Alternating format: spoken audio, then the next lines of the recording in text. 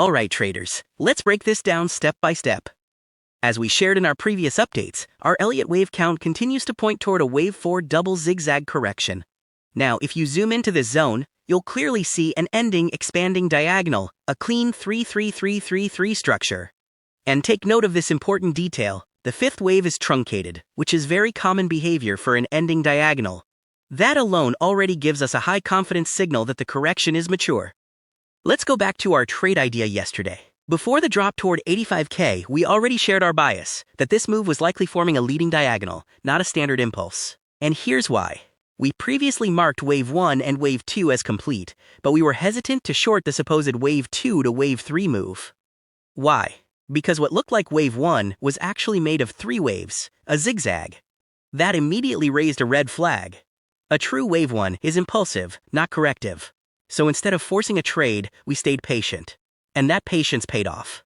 Bitcoin dropped to around 88K over the weekend, confirming our suspicion that this was not a clean impulsive structure. This led us to conclude that the market was forming a leading diagonal wave 1 of 5, which is often built using corrective zigzag components. Now here's where execution meets structure. Instead of guessing, we let Fibonacci do the work. Wave 4 often completes at 0.618 price retracement, or 0.618 Fibonacci time.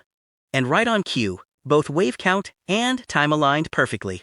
We then observed a sharp wave A, and we expected wave C to be shallow, respecting Fibonacci projections based on wave A's length. At the same time, Fib time already hit 0.618, another confirmation. That's when we executed. We entered on the break of the fourth wave, targeting only 0.382. 0.618, a clean 1 to 3 risk to reward setup. But here's the key part. We closed the trade early at 0.382. Why? Because we were already anticipating that this was a fifth wave, and fifth waves can reverse fast and aggressively. We don't chase. We protect capital first. That's professional trading. Let's be very clear here. This structure is a leading diagonal, not an ending diagonal. Why? Because the internal count is 5, 3, 3, 3, 5. If this were an ending diagonal, the count should be 3, 3, 3, 3, 3, 3. Big difference.